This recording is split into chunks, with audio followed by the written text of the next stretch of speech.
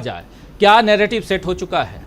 क्या सोनिया गांधी, इंडिया या कांग्रेस या राहुल गांधी, इन लोगों ने नैरेटिव सेट कर दिया है? और इस नैरेटिव में कहीं ना कहीं आमने सामने इर्द गिर्द जो है वो सनातन है, जो रविशंकर प्रसाद बोल रहे हैं।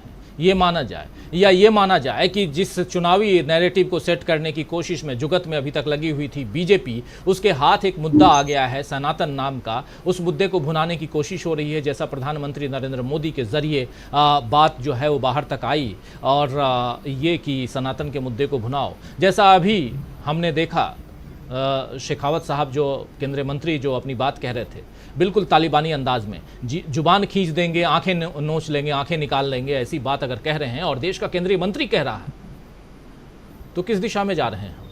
सोचना तो होगा, चर्चा तो बनती है। प्रशांत जी। राजीव जी, अगर हम आप सब अपने समाज में जाएं इधर उधर और लोगों से बात करें, अपने घर परिवार में बात करें, पड़ोसियों से बात करें, रिश्तेदारों से बात करें, मित्रों से बात करें और इसी विषय में बात करें जो विषय पे हम लोग चर्चा कर रहे हैं,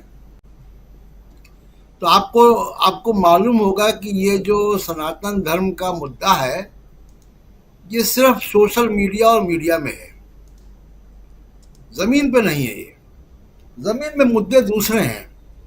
और बीजेपी के साथ मुझे ऐसा लग रहा है कि बीजेपी या मोदी साहब के जो इर्द गिर्द लोग हैं, वो कुछ उनमें भटकाव है और वो केंद्रीय मुद्दों पे नहीं आ पा रहे। अब इसके दो तीन पहले तो इसी पे आ जाते सनातन धर्म के मुद्दे पर कि ये इसका होगा क्या।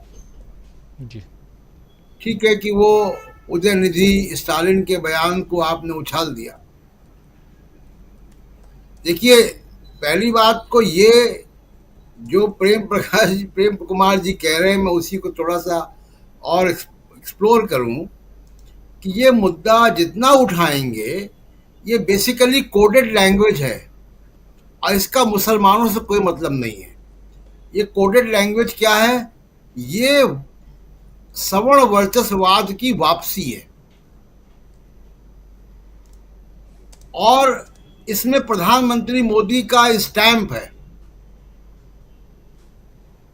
और ये बहुत बड़े बीजेपी के वोटर को एलिनेट करेगा। ये जैसे ही नीचे जाएगा, ये सोशल मीडिया और मीडिया से जब बाहर जाएगा, ये ज़मीन पर जाएगा, तो उनके बहुत सारे जो मतदाता हैं जो ओबीसी समाज से हैं या SC ST के हैं, उनमें डिफ्लेक्शन पैदा करेगा।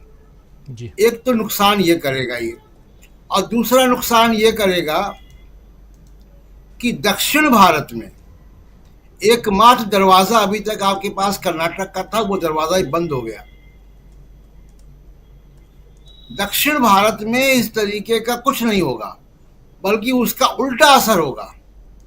जो थोड़ा बहुत भी प्रेजेंस दक्षिण भारत में आपको कर्नाटक में मिल गया था, वो भी बंद हो जाएगा। तो इसके दो बहुत इमीडिएट जो फॉल आउट है वो होंगे। और तीसरा जो इम्पोर्टेंट बात है राजीव जी, वो ये है कि बीजेपी लगातार, जो हम लोग चर्चा करते हैं टेस्ट बलून की, जी। लगातार मुद्दों के साथ एक्सपेरिमेंट कर रही है चुनाव के थोड़े समय पहले, और वो सेटल नहीं कर पा रही किस मुद्दे पर वो जाए। महंगाई, रोजगार, विकास, डेवलपमेंट, इन मुद्दों पर नहीं जा सकते। अभी हमने देखा कि गैस के सिलेंडर पर 200 रुपए कम करने के बावजूद उपचुनाव में क्या हाल हुआ। हारे नहीं, बुरी तरह हारे। उत्तर प्रदेश में हारे, लैंडस्लाइड डिफीट जिसको कहा जाए, जी। Profound defeat. तो ये मुद्दे काम नहीं कर रहे हैं, अभी इनको एक्सपेरिमेंट के फेज में है। और एक्सपेरिमेंट के फेज में नुकसान क्या हो रहा है राजीव जी, कि किसी भी एक मुद्दे की कोई एक शेल्फ लाइफ तय नहीं हो पा रही है। हम लोग कम्युनिकेशन का अध्ययन करते हैं, मास कम्युनिकेशन के लोग हैं, तो हम जानते हैं कि messaging, audience, sustainability of messaging कैसे होती है। तो जिस तरीके से बीजेपी मुद्दों की हॉपिंग कर रही है, अब आप देखिए कि परसों तक G20 की उपलब्धियों पे कितना शोर मच रहा था, जी नए मुद्दे आ गए। इसलिए मैं बार बार कहता हूं कि बीजेपी ने अपने कोर मुद्दों की, अपने अचीवमेंट्स की भी जो शेल्फ लाइफ है, जो उसका जीवन है, वो 3 दिन का कर दिया है। मोदी जी का भाषण 3 दिन के बाद इरेलीवेंट हो जाता है। वो नई हेडलाइन की तलाश में निकल जाते हैं, और उस नई हेडलाइन की तलाश में क्या होता है कि आपके जो ऐतिहासिक कुछ काम भी अगर आपने किए तो वो भी जो है वो पानी में घुल जाते हैं। आप देखिए कि आज की प्रेजेंट जनरेशन को तो याद भी नहीं होगा। हम लोग भी स्कूलों में थे जब नॉन अलाइंड मूवमेंट, गुट निरपेक्ष देशों का सम्मेलन दिल्ली में हुआ था। आज तक जी याद किया जाता है। वो 1983। तस्वीरें आज भी, जी 1983 में वो तस्वीरें आज भी घूमती है सोशल मीडिया पे। उस वक्त तो सोशल मीडिया भी नहीं था, उस वक्त टीवी चैनल भी नहीं थे, मोबाइल फोन भी नहीं थे, लेकिन वो तस्वीरें आज भी घूमती हैं। ये फर्क होता है कि अगर आप रोज एक मुद्दा उठाएंगे, उसको चढ़ाएंगे, जिसको टेलीविजन की लैंग्वेज में हम लोग कहते थे मुद्दे को तान दो, स्टोरी को, तो आप तान देंगे उसको, आईटी सेल लगा देंगे और ये ट्रोल वाले मंत्रियों की प्रेस कॉन्फ्रेंस करा देंगे, 2 दिन में वो चलेगा, हेडलाइन बन जाएगी। उसके बाद 2 दिन बाद तो उसमें एडिटोरियल आर्टिकल आना ही बंद हो जाते हैं। तो ये एक परेशानी है बीजेपी जी के साथ, ये कहीं कोई भटकाव है। दूसरा कि क्यों सोनिया गांधी पे टारगेट कर रहे हैं, इनकी बड़ी शिद्दत से जो डर है कि वो इंडिया गठबंधन में गांधी फैमिली की क्रेडिबिलिटी को खत्म करना चाहते हैं। ये कैसे हो सकता है? उन्हीं लोगों ने बनाया है, कांग्रेस पार्टी है साथ में, सबसे बड़ी विपक्षी पार्टी है। क्या कांग्रेस पार्टी के बगैर कोई गठबंधन बन सकता है?